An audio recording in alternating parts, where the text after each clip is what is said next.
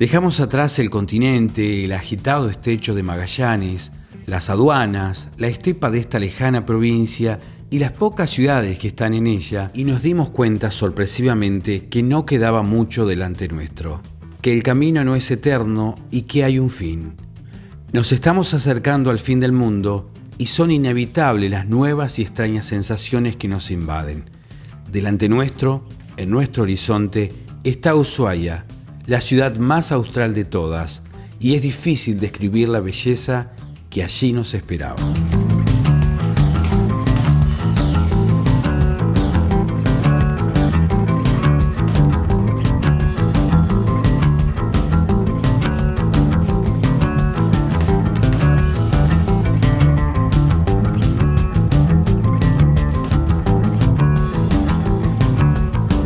Ushuaia nos atrapó desde el principio. Es de esos lugares que hay que conocer sí o sí. La verdad que fue muy emocionante encontrarnos con estos paisajes y la ciudad que nos esperaba.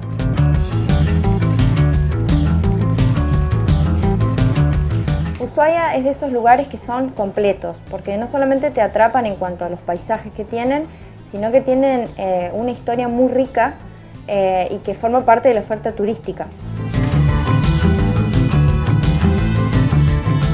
Pasamos por un lugar que tenía presos colgados escapando por las ventanas.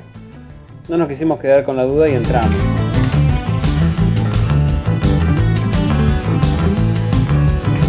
La ciudad de Ushuaia tiene una gran oferta de lugares para quienes les interese conocer y profundizar en su fascinante historia.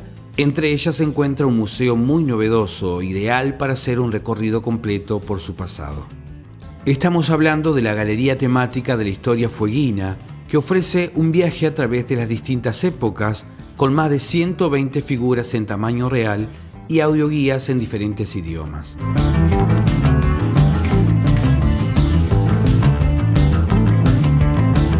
La Galería Temática Fueguina cuenta la historia de Tierra del Fuego mediante figuras en tamaño real, y es muy interesante porque vos te sentís parte de eso. Entre esas figuras te puedes encontrar desde un aborigen nativo, pasando por Darwin y hasta los presos más famosos de la cárcel del fin del mundo. En sus áreas se podrá revivir la historia de los pueblos aborígenes y sus costumbres, pasando por los Shekelman, los Yamanes y también los Haut, el menos conocido de los grupos aborígenes que habitaron en Tierra del Fuego y que estaban instalados en lo que hoy conocemos como la Península Mitre.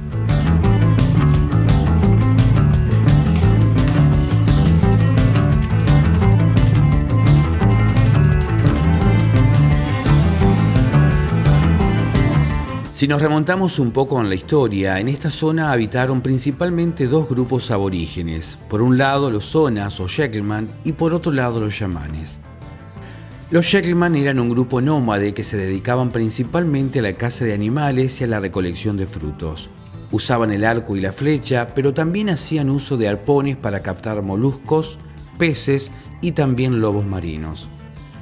La parte de recolección quedaba en manos particularmente de las mujeres, quienes eran también las encargadas de organizar el cambio de asentamiento. La expedición española de 1580 no benefició a este grupo aborigen, que terminó prácticamente extinguido gracias a la acción colonizadora.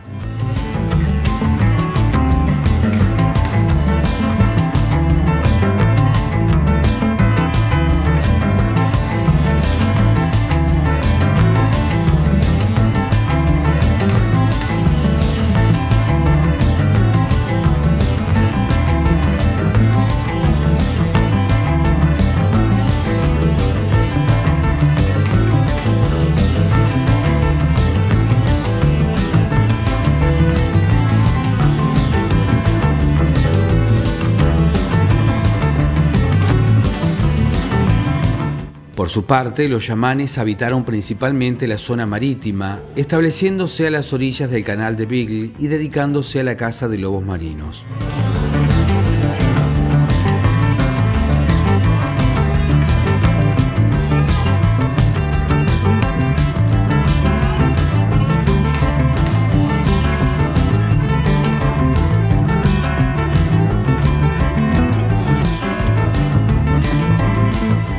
Pero este territorio también fue colonizado en el siglo XIX por los tripulantes de la nave Beagle, la que luego le daría el nombre al famoso canal.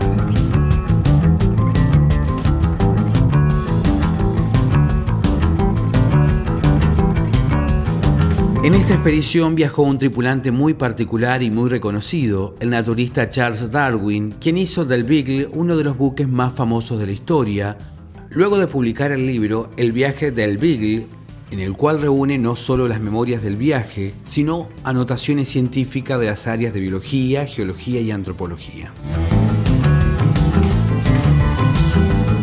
También podremos remontarnos a la llegada de los primeros navegantes europeos y a las peripecias del comandante Fitzroy en el Beagle y su acompañante de lujo Charles Darwin. En el libro de Darwin, El origen de las especies, podemos encontrar parte de las investigaciones que realizó, específicamente también en el canal de Beagle. Hay lugares por los que pasás y que no te digan mucho, más allá del paisaje, pero no es el caso del canal, que guarda un montón de historias increíbles.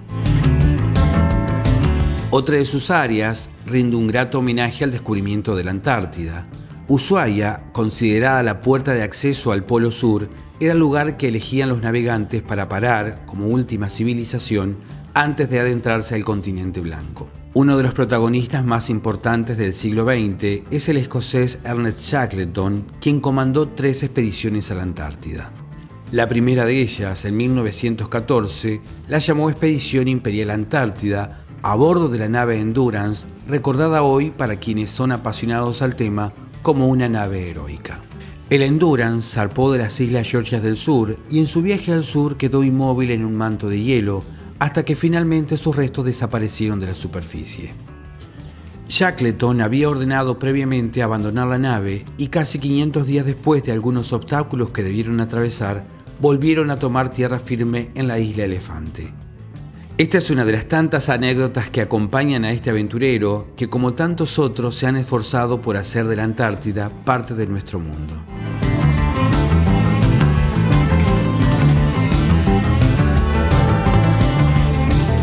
La parte antártica de la galería nos gustó muchísimo porque ahí pudimos conocer las personas que formaron parte de todas estas expediciones. Y por supuesto que lo tomamos como un viaje pendiente, pero esa es otra historia.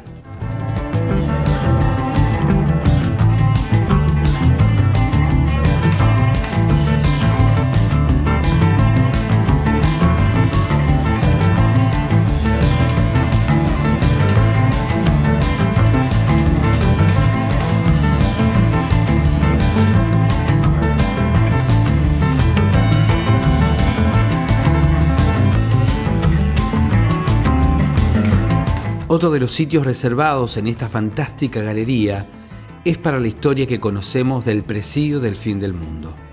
Ushuaia fue fundada en 1884 y los escasos pobladores de la zona no lograban la completa adaptación.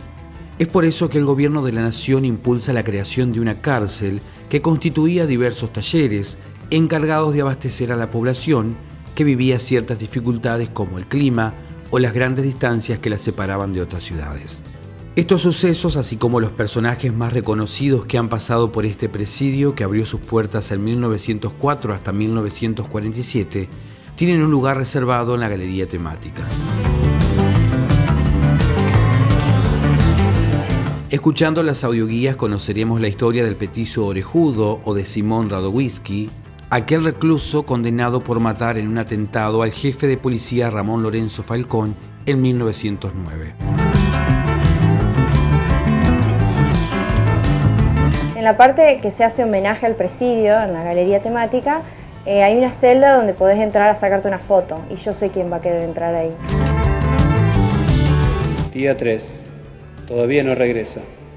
Nunca debía entrar a esta jaula.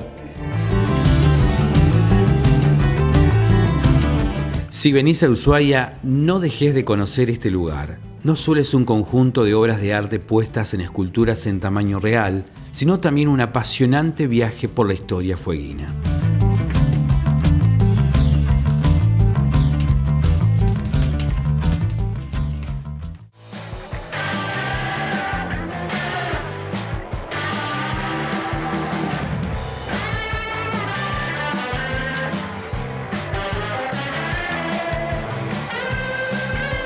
La impresión que nos venía causando Ushuaia ya era de lo mejor y todavía faltaba mucho por recorrer. Cuando llegas a Ushuaia, uno de los puntos más importantes que te recomiendan que conozcas es la cárcel del fin del mundo, así que no dudamos y fuimos a conocerla. Y recorriendo la historia vale la pena destacar que por su parte el Museo Marítimo y del Presidio es el lugar por excelencia de toda la ciudad de Ushuaia, donde se alberga el testimonio de tiempos pasados. Sus pabellones funcionan como diferentes áreas temáticas, en algunos se cuenta la historia de la cárcel, en otras viajamos a la Antártida a través de maquetas, láminas y fotografías. También hay un espacio dedicado a la historia de diferentes cárceles del mundo, como también historias de buques, y uno especial dedicado a las Islas Malvinas. En el viaje nos fuimos comunicando con Carlos Bairo, que es el director del museo, y siempre estuvo bien predispuesto, así que al otro día que llegamos a Ushuaia nos esperó en el museo para hacer la entrevista. Antes de ir nos pusimos en contacto con Carlos Pedro Bairo, director del museo, y tuvimos la suerte de poder reunirnos con él y charlar sobre la historia de este atrapante lugar y conocer cómo lo que funcionaba como un presidio hoy en día se convirtió en este gran museo. Cuando buscas Carlos Bairo en internet es increíble porque encontrás fotos de él en todos lados del mundo, y queríamos rescatar esto porque la verdad que con nosotros tuvo muy buena predisposición y es una persona interesante en cuanto a la experiencia que tiene y lo buscan muchísimos medios internacionales para hacer entrevistas con él. Hizo investigaciones en la Antártida, en el Cabo de Hornos, en la Isla de los Estados.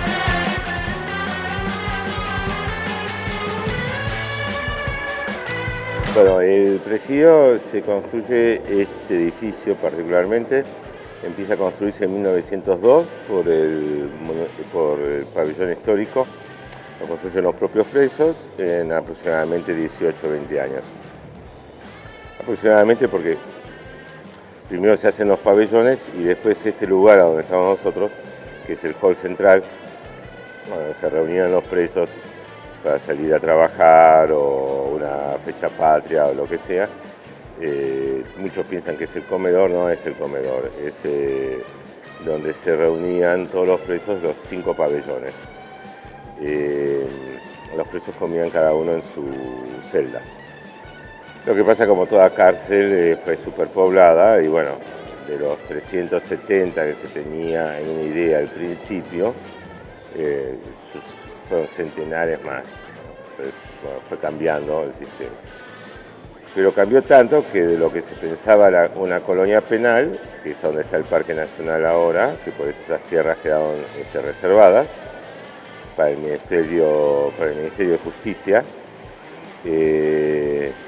no se hizo la colonia penal y al quedar reservadas las tierras se hizo el Parque Nacional, por suerte, mucho mejor, que es el Parque Nacional Tierra del Fuego, ¿no? Con la Bahía de la Pataya, ahí es a donde iba a estar el presidio. En realidad, colonia penal, después se transformó en presidio por las exigencias de una superpoblación carcelaria en Buenos Aires, en la Penitenciaría Nacional.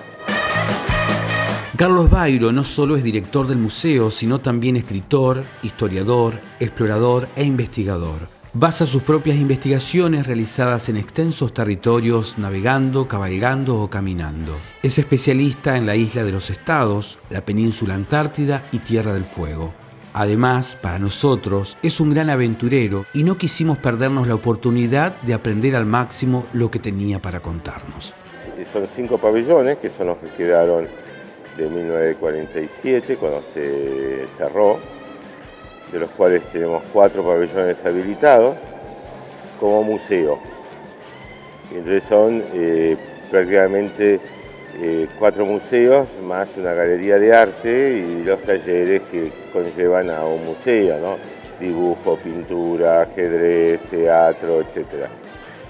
Entonces tenemos que el pabellón por donde se ingresa es el Museo del Presidio. Después hay un museo de arte en el pabellón 3, una galería de arte en el pabellón 2, planta baja.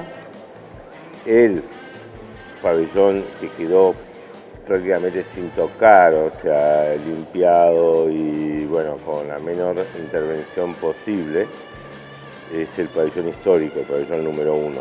Y el pabellón 5, que está sin todavía trabajar, o sea, está muy venido abajo. Va a haber que poner techos, o sea, bueno, todo esto le faltaban los techos, le faltaba todo.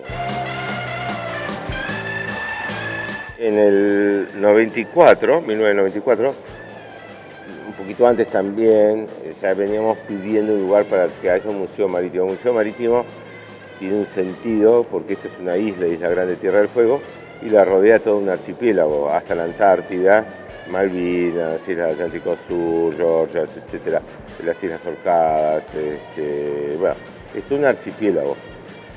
Entonces, marítimo es porque eso no es esencialmente naval, sino acá los indios canoeros, como se le dice a los yaganes, deambulaban con sus canoas de corteza.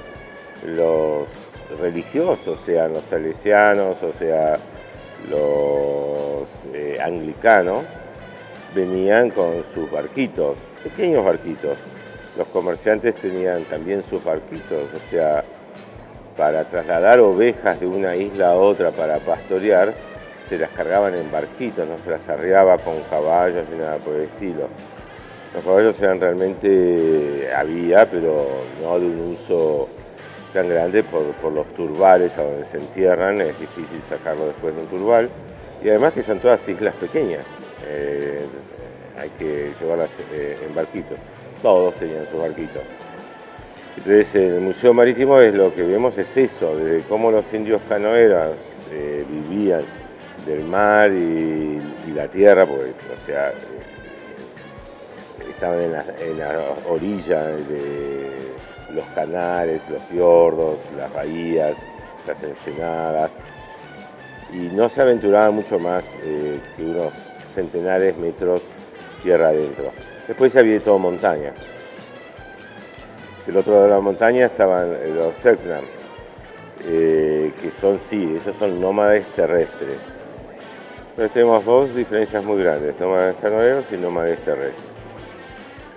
Entonces pedimos justamente de poder hacer un museo donde poder mostrar ese tema, de los pioneros que venían en barcos, todos. Hasta los presos tenían que llegar en barco y cuando le daban la libertad se iban en barco. O sea, el avión es bastante moderno con respecto a todo eso. Acá paraban muchas, acá en la zona, sea en Ushuaia mismo, en Isla de los Estados, en el archipiélago, paraban los expedicionarios que iban a la Antártida. Es decir, vayas para donde fueras tendrías que tener un barco. Te querías escapar de la cárcel, como hizo Radovinsky, se escapó en un barquito, que llegando a Punta Arenas fue interceptado por los barcos de la Armada chilena y bueno, a los pocos días Radovinsky estaba de nuevo acá. Pero bueno, ese es el matiz de este museo, que se recorta mucho a lo que puede ser un museo del resto de la Argentina. Imaginémonos, no sé, digo Córdoba, como puedo decir Salta, nada que ver con todo esto. Al ser una provincia totalmente mediterránea, totalmente rodeada de agua. El expresidio de Ushuaia se encuentra dentro de la base naval Ushuaia y cerró sus puertas en 1947. La vieja construcción abandonada se inauguró como museo en 1995. El edificio fue declarado Monumento Histórico Nacional en 1997. Hoy el edificio alberga 4 museos: el Museo Marítimo, el Museo del Presidio, el Museo Antártico y el de Arte Marino. Hablar con el director del museo es conocer la historia viviente de Ushuaia, de la Isla de los Estados y de la Antártida. Si alguien merece el título de aventurero, es Carlos Pedro Bairo. Pensemos que dentro de esos 2.000 personas que vivían en la ciudad de Ushuaia, no menos de 200 carceleros vivían ahí. O sea que la comunidad estaba formada por los propios carceleros de la cárcel.